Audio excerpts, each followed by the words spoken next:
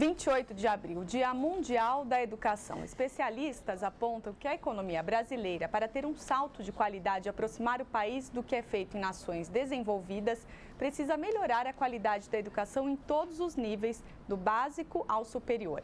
Além desses temas, Adriana, os economistas também apontam a burocracia, a carga tributária elevada e problemas de infraestrutura como grandes gaps, ou seja, como grandes limitadores para o crescimento sustentado em médio prazo. Para falar sobre esse Dia Mundial da Educação, a gente tem o prazer de receber aqui nos nossos estúdios a professora Neide Nofres, que é pedagoga da PUC de São Paulo. Nós vamos falar com ela exatamente sobre a dimensão desses dados. Tudo bem com a senhora? Tudo bem, obrigada pelo convite. Olha, eu que agradeço. No Brasil, a sala de aula bem pintada e quadra poliesportiva legal, com boa trave, com rede para a bola entrar, etc. e tal, é sinônimo de educação. Paradoxo, Infelizmente. Infelizmente, porque houve um momento onde a ideia era expandir as escolas. Quanto mais escolas, melhor. Sem preocupar em equipá-las e equipá-las com pessoas, né? Não equipá-las só de material, como você citou isso, ou a informática, tal, de pessoas. Então, aí, infelizmente, isso ainda é prioridade para alguns sistemas. E como é que fica, então, a formação dos professores? Então, ele fica, nesse momento, nós temos que repensar e propor isso com mais seriedade do que está sendo colocado. Porque, como se colocou inicialmente, o problema não é só a atuação do professor, ele só pode atuar se ele tiver uma infraestrutura adequada.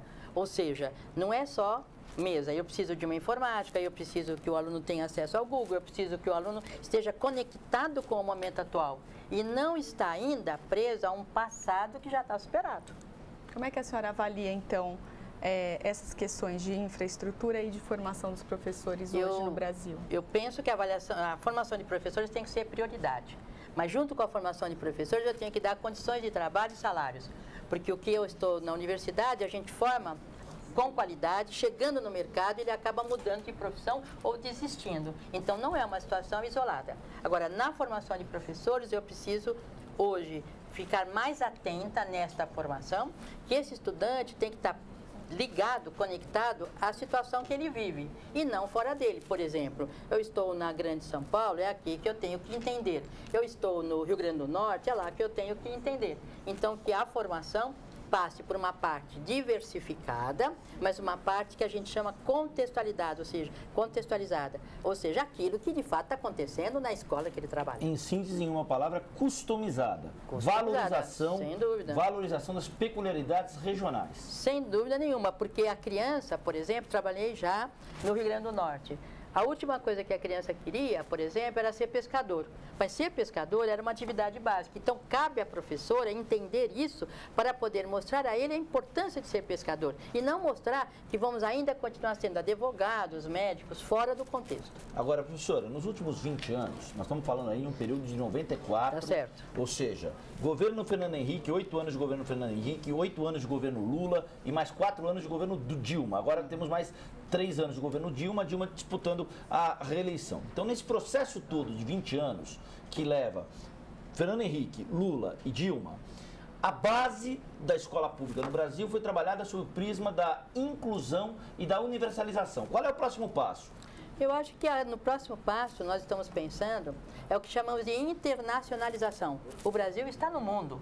Ele não pode ficar só aqui dentro, ele tem que estar no mundo. Então, nós temos que trabalhar, qualificar esta questão da regionalização, qualificar a questão do olhar para a educação não como modelo assistencialista, ou seja, eu preciso cuidar das pessoas, mas eu preciso da educação, e educação passa basicamente por informações corretas, mas informações atualizadas. Então, eu preciso pensar nisso. Que é a tecnologia trazida para a escola, não é bem tecnologia, eu preciso chamar mídias interativas, certo? Qual, então, deve ser o modelo para um salto de qualidade na educação aqui no Brasil?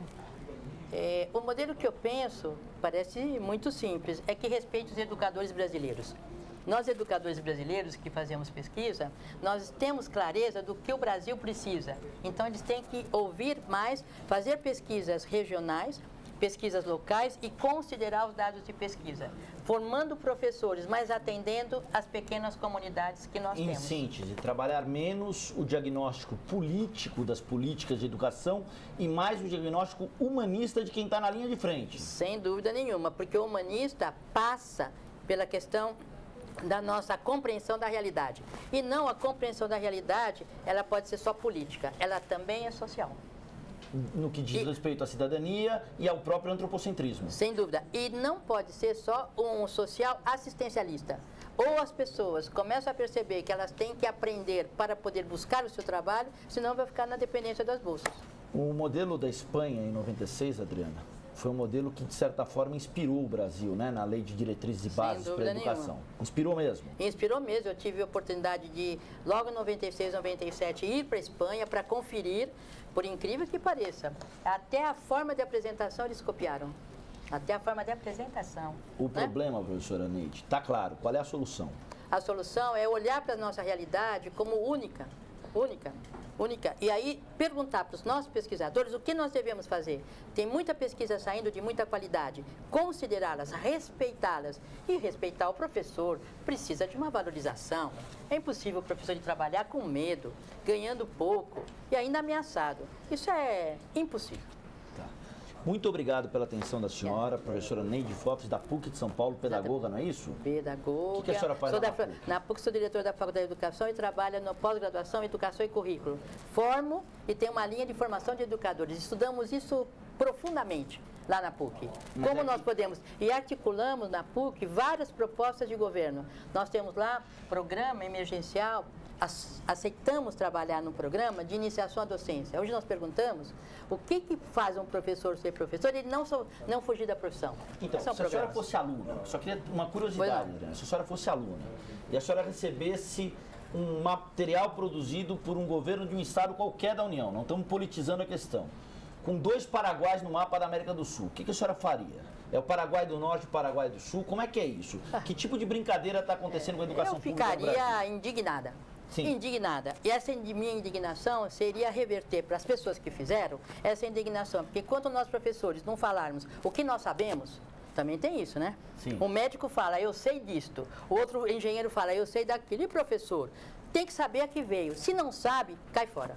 Então, eu acho que nós temos que falar, sermos indignados, mas falar para a pessoa certa.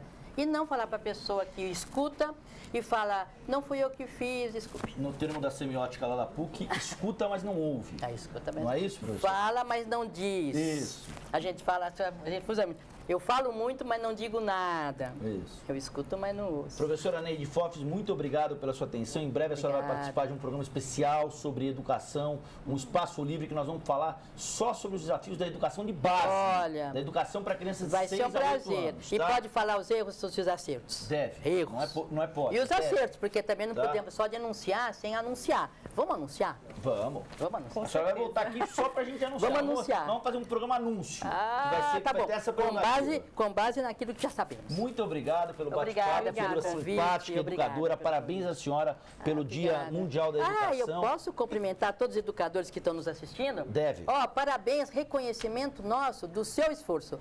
Vamos para frente que vai valer a pena. Estamos só começando.